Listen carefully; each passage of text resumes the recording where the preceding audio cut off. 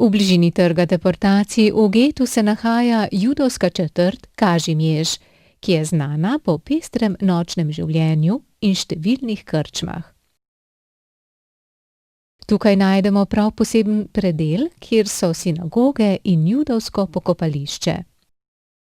Od tu naj bi izhajalo kar nekaj znanih Judov, ki so prebegnili zaradi druge svetovne vojne, kot so ustanovitelj svetovno znane blagovne znamke ličil Max Factor, slavni režiser Roman Polanski in Helena Rubinstein, ki je ustanovila svetovno znano kozmetično blagovno znamko.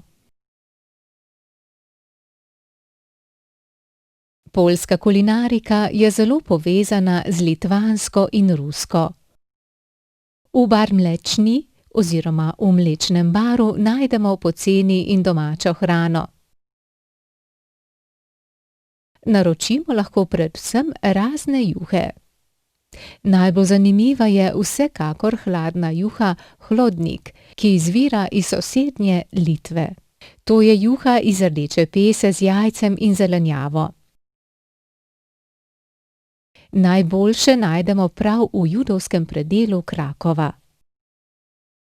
Ljudski papež Janez Pavel II. Prihaja iz mesta blizu Krakova, znan je tudi po daljšem papeževanju 26 let. Ko je bil že izvoljen za papeža, je na dopust ponavadi prišel v Krakov.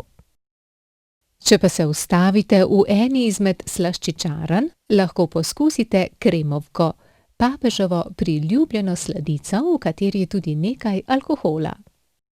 Po ogledu krakovskih znamenitosti se le ustavite tudi v 800 let starem rudniku soli v Vjelički, ki ima več kot 200 kilometrov dolg labirint rovov in dvoran.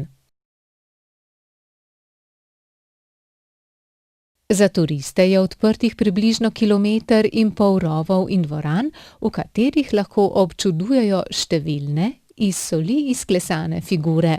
Od poljskih zgodovinskih osebnosti do slavnih obiskovalcev rudnika in palčkov. 60 kilometrov zahodno od Krakova se nahaja koncentracijsko taborišče Auschwitz, v katerem je med drugo svetovno vojno življenje izgubilo več kot 1 milijon Judov. Več o tem v posebnem prispevku.